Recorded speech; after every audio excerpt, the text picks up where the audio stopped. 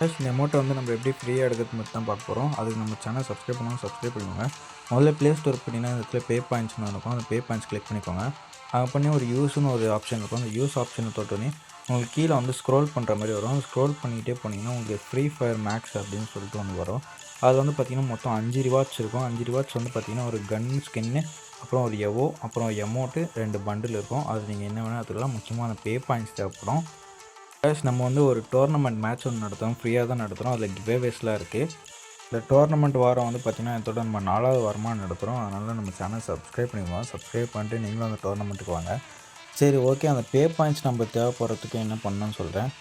யூஸ்ன்ற option பக்கத்துலேயே வந்து பேக்ஸ்ன்னு ஒரு ஆப்ஷன் இருக்கும். அதை கிளிக் பண்ணிக்கலாம். கிளிக் பண்ணி வந்து லீக் ஓப்பன் ஆகும். Free fire league. அதை ஓப்பன் பண்ணி பார்த்தீங்கன்னா நம்மளுக்கு வந்து ஸ்டார்டிங்கில் வந்து பாயிண்ட்ஸ் ஏறும். அதான் வந்து நம்ம கில் கவுண்டிங்ஸு. அந்த கில் கவுண்டிங்ஸ் வந்து நம்ம ஒரு கில்லுக்கு ஒரு பாயிண்ட் ஏறும். அந்த பாயிண்ட்ஸில் நம்ம எத்தனாவது இடத்துல இருக்கோம் அப்படின்ற பொறுத்து தான் இந்த பே பாயிண்ட்ஸ் தருவாங்க. சரி, ஓகே கைஸ், நம்ம சேனலுக்கு வீடியோ பிடிச்சிருந்துச்சுன்னா லைக் அண்ட் சப்ஸ்கிரைப் பண்ணிக்கலாம். Okay, bye by.